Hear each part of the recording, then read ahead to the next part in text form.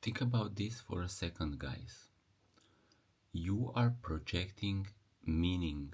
You are giving things meaning.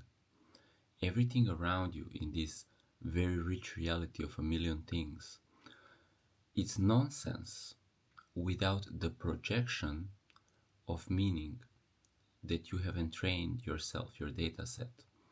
So, as your awareness goes to different things or objects or concepts, you are projecting, and in your mind, you're defining automatically what that is. And this is your operating system. This is how you reference when you interact with reality. Okay?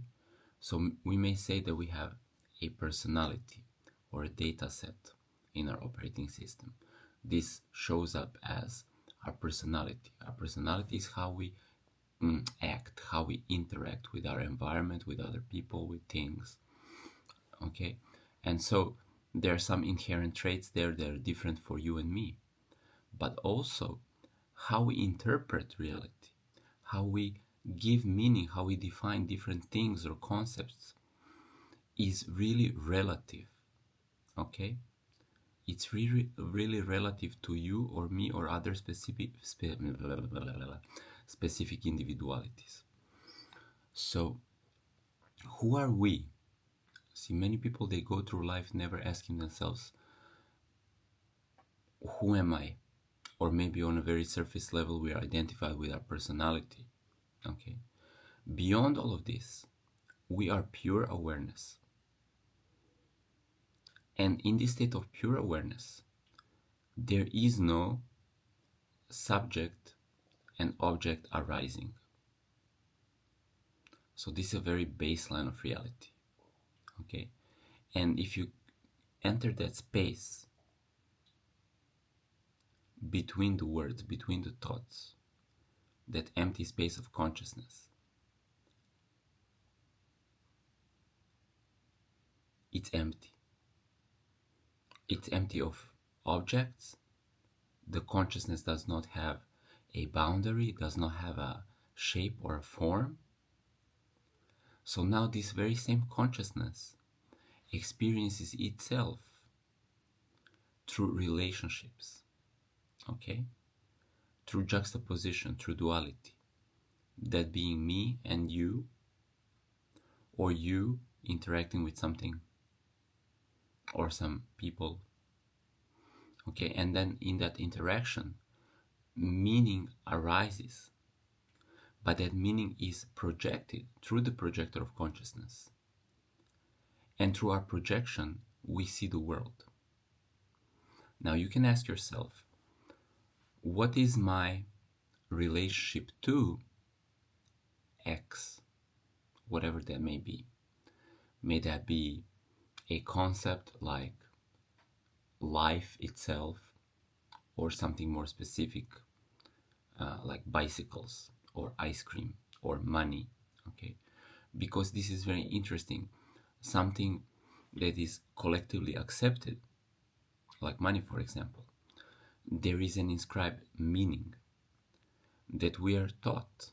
Okay, and you might have been taught through a slightly different paradigm than myself or another person, based on that, where you have been training your data set, who was your family, who was your friends.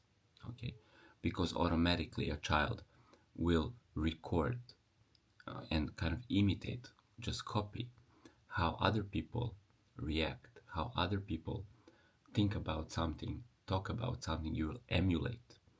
This is the fastest way that you learn. You simply emulate your surroundings. You emulate the behaviors. Okay, and then they become your trained data set, your programming, if you will. But if you ask yourself, what is my relationship to that? And you ponder or meditate, your programming or your subconscious mind will start to give you all the bits and pieces. Okay, because the idea that you project about something may be very complex. It might not be even that you see it only in one perspective. It might be like a love-hate relationship, some ambiguity, some ambivalence, many nuances, many different perspectives, some contrasted. Okay, so when you ask yourself, what is my relationship to that thing, that's called X, you might start to see that what is informing you is an automation. It's a process that your subconscious is running, that is automated for you. So you can then go throughout your day and just automatically interact with a million of things, not stopping to consider what is in the automation, but just taking things on the surface is kind of like enabling you to just flow about your reality. Okay? And think about this. When you learn to drive a car, and if the car was not automatic or something, then you need to, pay attention to what's happening around you, but you also have to navigate the gears and everything. So at first, it's a little bit chunky, it's a little bit chaotic to organize all of this, and then it becomes, and it's scripted, okay? Inscripted, pardon. So it becomes inscripted, it becomes automated. Now you can drive the car, you can eat an ice cream, you can like do all of these things at the same time, talk on the phone, because it's all automated. Now in this automation, sometimes you may find that the relationship that you have to something is that of restriction, or even some things are giving you like an uncanny feeling. You're afraid to step into that because your automation does not know how to process it. It might feel untrained. Okay, so like it's a new territory that you need to investigate. You don't have a predefined automation, so it feels like the unknown is a little bit scary in your body. Okay, and then maybe there is something that has been ritualized into a worldview, into a belief system, where you take things for granted as you haven't trained your data set. But then you might find out, maybe this is not serving me. Maybe I want to be more open for that type of interaction, for that other type of.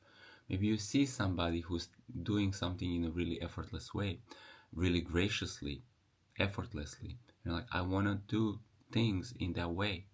Okay, this is cool. This is not the toxic type of jealousy would be if I convince myself I hate myself and I hate them because they do it in a way that I can't. But if you're simply stealing like an artist, look how they're doing it. Look how they're doing it. I want to do it in that way. And you become like a child. You want to emulate, okay, that person, or how they're relating to something becomes a role model. Okay, you want to emulate how they do it, how they interact with that. So you may find out that some of your automations become ritualized, habitual beliefs and habits of interacting with reality that might not serve you anymore. So you want to say, okay, what is my relationship to that? And if you assume a different perspective, I want my new relationship to that to be freed from this old automation. Okay, now this is a very big kind of like hacking in this reality, because your subconscious mind is actually intelligent and it will listen if you tell it, hey, you know what, release my patterning, release my patterning, release, because subconscious mind is there to serve you. Okay, it's not there to sabotage you or limit you. It is that we're choosing the limitation so we can have definitions, and then these definitions become inscribed. But if you want to shift how you see something through your own projection, through your own automated giving meaning to that thing or relationship, if you want to switch that up, you can say to your subconscious mind, I would like to relate to this new thing in a new way. And please defragment the old automation. You see, you're instructing your subconscious on the new version of yourself, or you're maybe just not stepping into a whole completely new version of yourself, but you're discerning and you're saying, okay, I will remodel some aspect of myself, how I see certain things, how I see certain concepts, how I interact with certain aspects of life, okay, or certain individuals. Yeah. When we talk about forgiveness, is mostly about that, because forgiveness is not about pardoning somebody, but it's like where we have that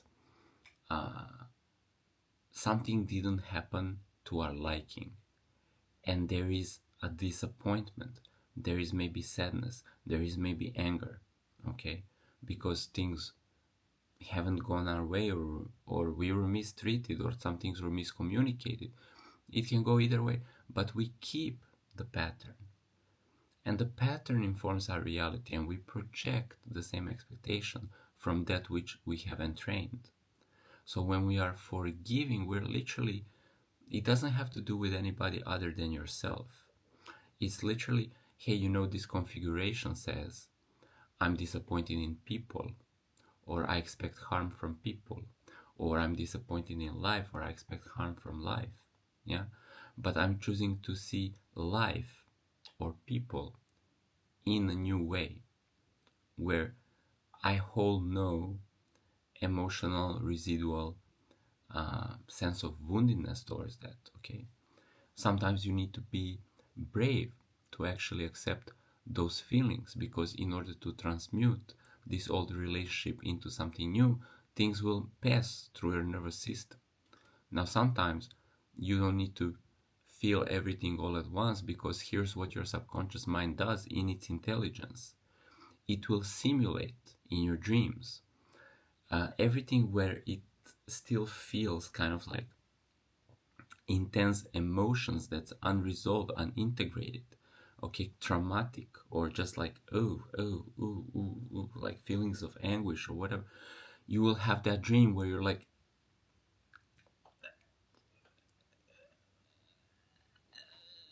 some kind of juxtaposition, you're trying to push and pull and you're running away from something, and this emotion will be metabolized in this dream simulation, because your subconscious mind understands that by releasing the tension, you will have more fluidity, more openness to establish a new positive relationships.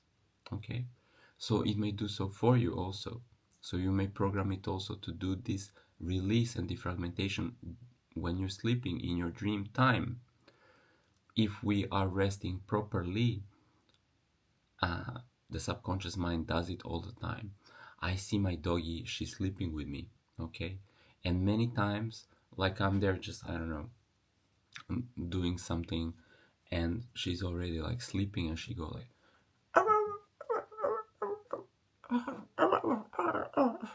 and she's struggling, and that struggle is actually the fragmentation of your operating system, of your memory, because we impress so many things, and so many relationships give us experience of things that is then recorded into our subconscious mind. And if we don't rest properly, then we're overwhelmed. Okay, we're just hoarding impressions. But sometimes we need to also defragment and reshape. Okay, because then we can start to explore reality in a new way. So the way that you want to experience life and relationship and things is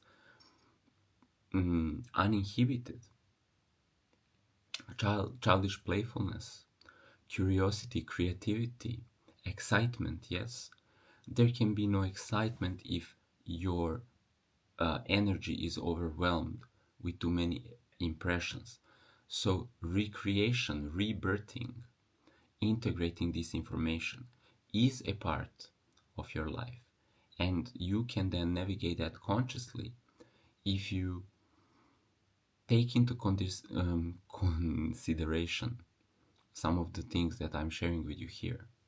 You can more consciously navigate how you choose to interpret life, because the meaning arises through your projection. You see?